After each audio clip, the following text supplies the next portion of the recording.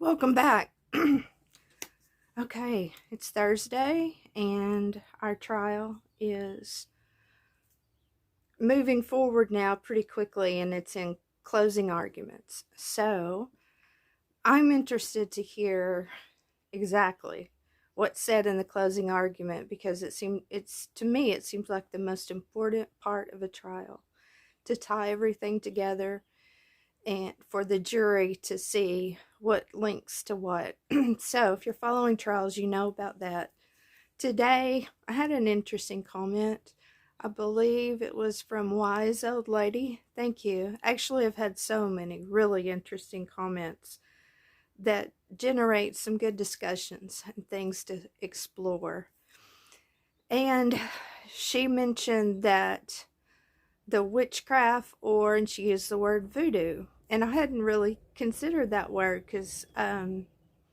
but it opened a new door of thinking, and I'll share with you some information that I have firsthand about that.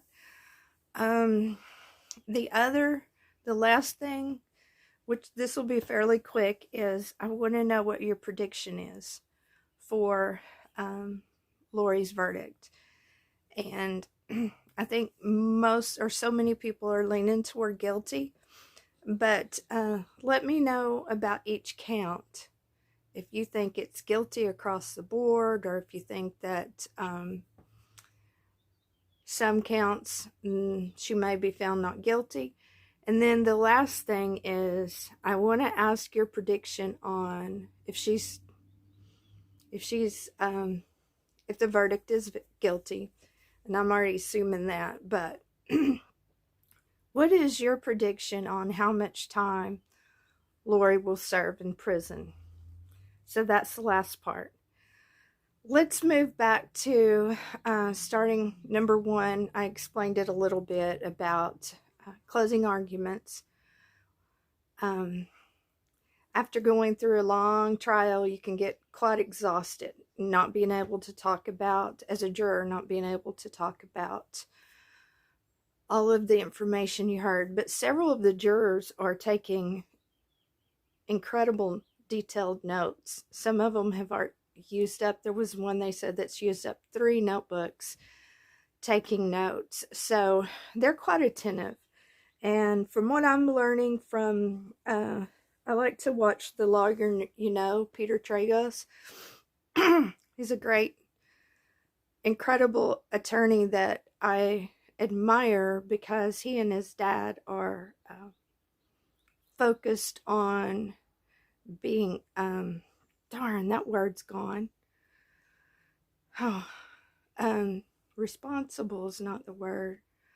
It's, have integrity, and not just fighting for a client because that's your job, but actually thinking through the credibility and deciding if you will take that case, or if you would prefer somebody else, just having like a free consultation. Now, they're very busy now, and I hope you're following Peter Tragos' channel.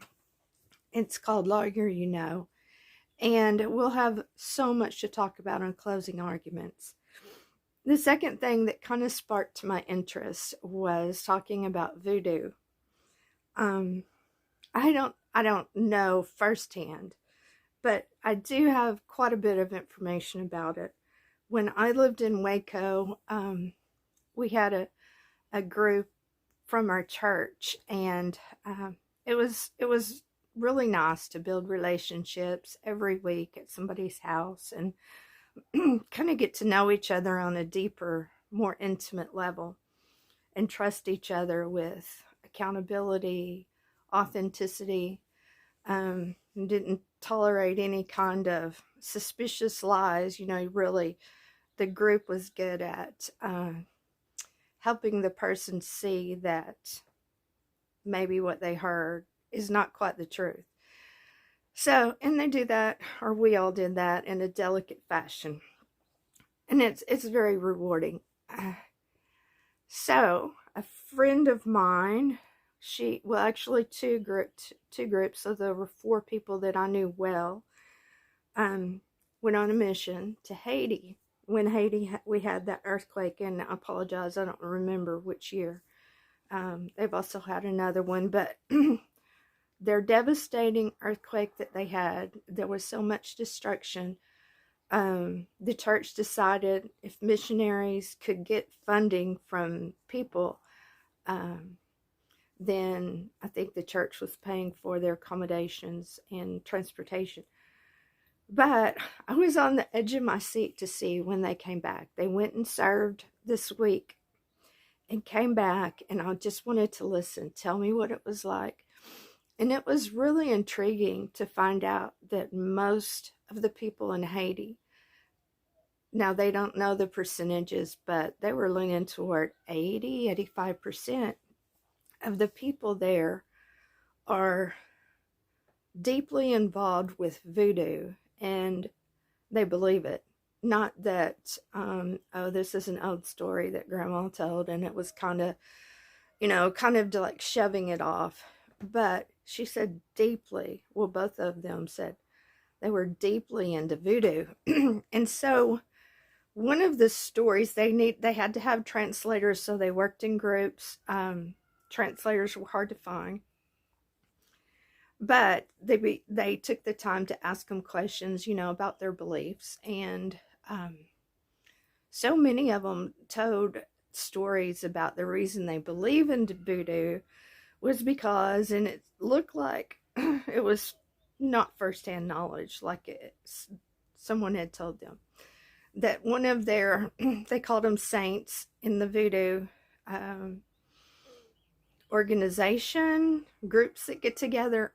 Honestly, I do not know a ton about it. I know we have some in our country, in the New Orleans area, that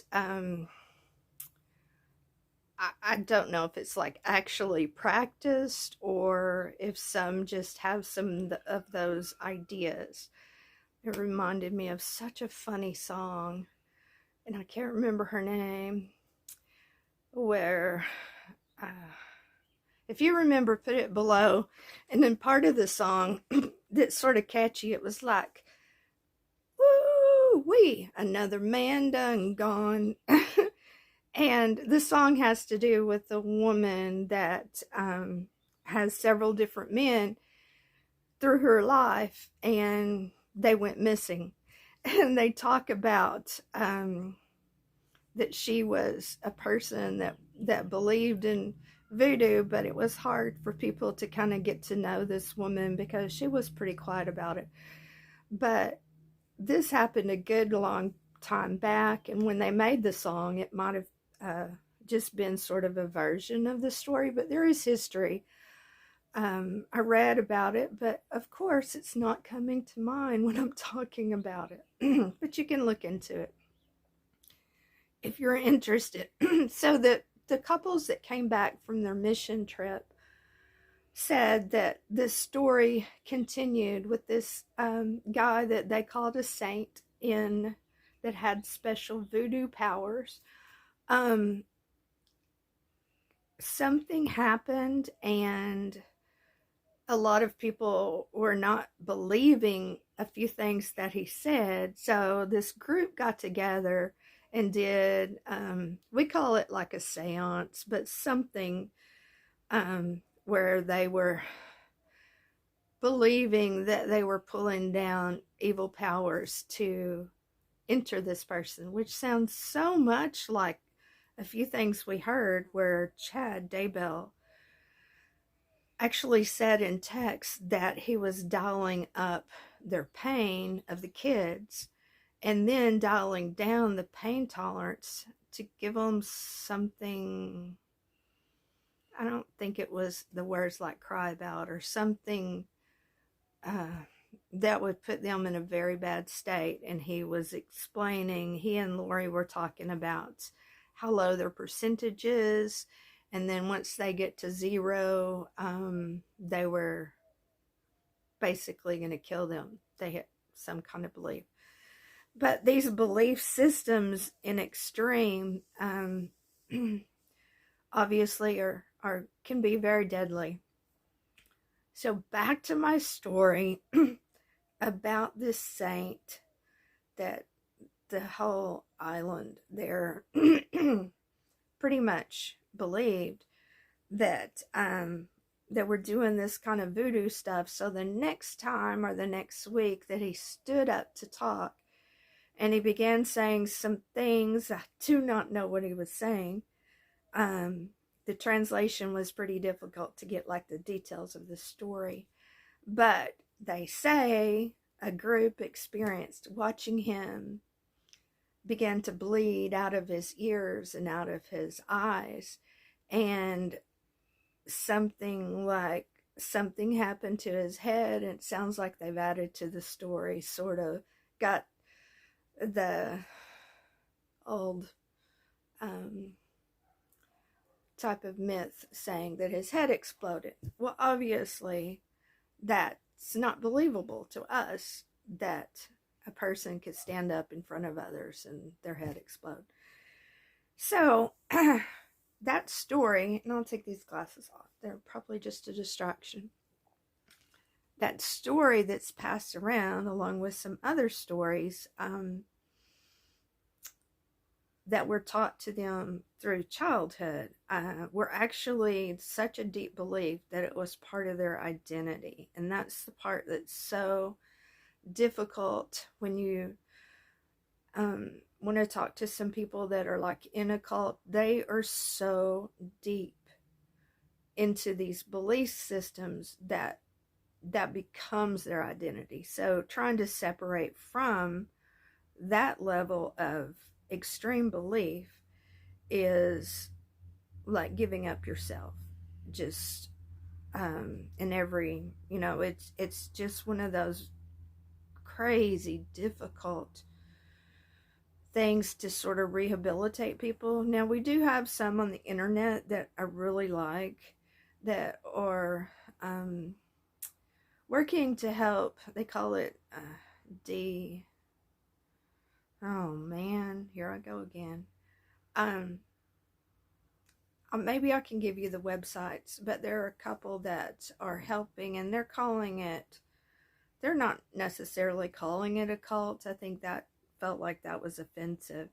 So they're talking about like a high demand. If you're involved in a high demand group, they're demanding that your behavior be a certain way, like your hair can only be braided one way, and you see people that believe they have to have a covering on their head, or there's so many different beliefs. You can put them in the comments below, but it's attached to their identity if they're born and grow up in this.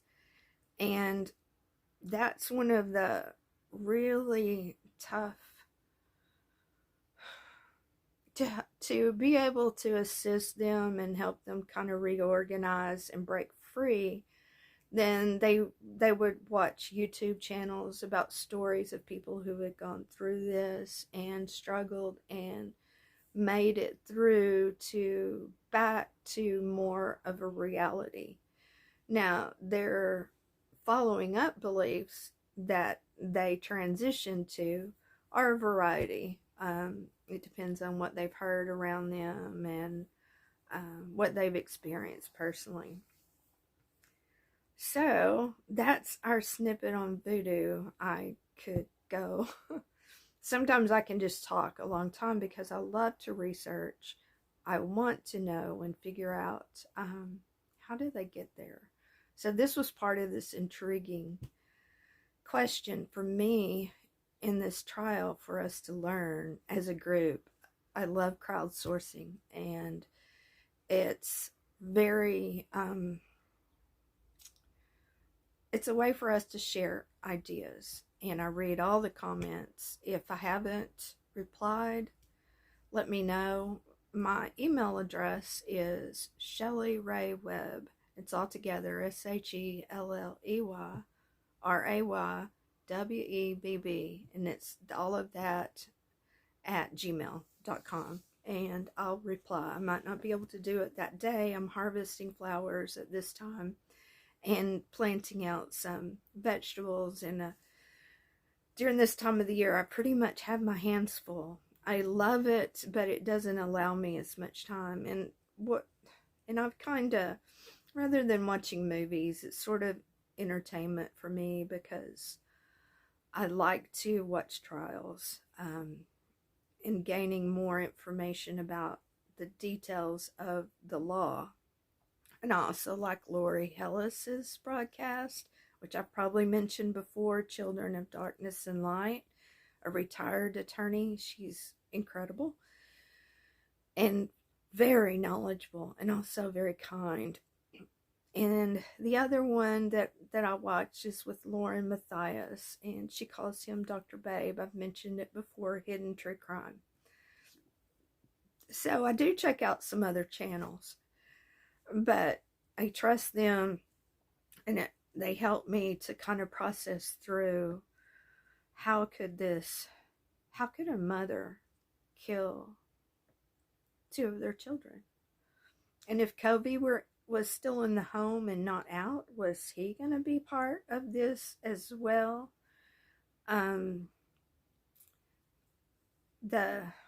password that they put, which you probably already know, on the internet, I mean not on the internet, in their text,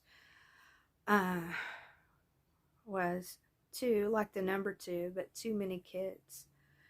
And it's shocking. We do have conflicts with kids, and they do tend to start pushing the boundaries as they grow into their own identity. And that's normal. That's important. If they're cling to you for every thought, which I do see that some in society. And I'll tell you, I guess I didn't say much about my background as a speech pathologist working in the schools under speech therapy. I spent 30 years working with special needs kids, and spent a lot of time. We did team diagnosis with autism. So I diagnosed communication difficulties, communication disorders, and worked on therapy to help remediate that for children, or even to junior high. I had a few not adults, please forgive me, high school kids that had continued to struggle with stuttering. So those were very challenging, but my students worked hard, and eventually they did very well. It usually took about 2 years of therapy for 30 minutes once a week, high school kids. So that's my experience. That's kind of my background, and it fits my personality because when I do an evaluation, I take a lot of time to look at every aspect of their life.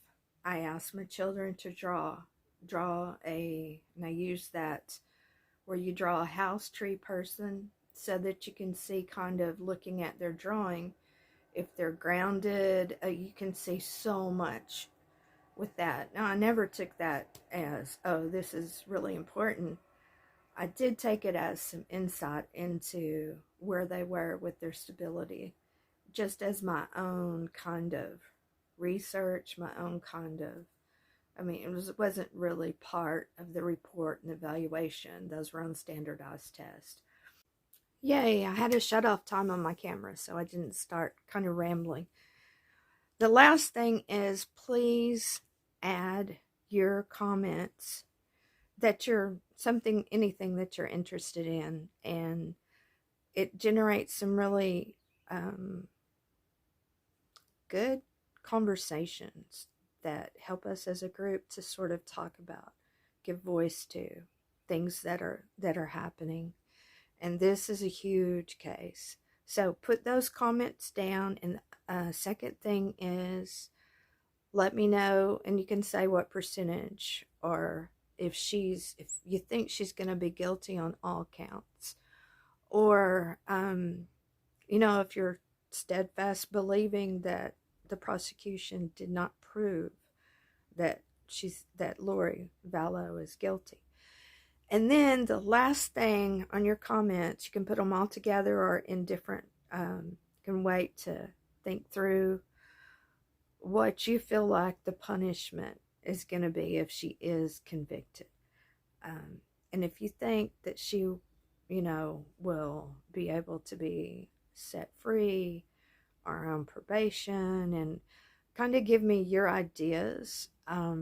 Since this trial was not streamed, it's more challenging to glean the information that we would get when we get to see closing arguments, like we did in the Murdoch trial. Also, the Johnny Depp Amber Heard trial was fascinating to watch, and see which attorneys were kind of really doing a great job and which attorneys might be stumbling, and where and why. So, thank you. I didn't plan for this to be that long. So your comments I appreciate. I look forward to, and I spend time thinking through them. Maybe when I'm in the garden, I'll take a couple of comments and just kind of mull through it in my mind.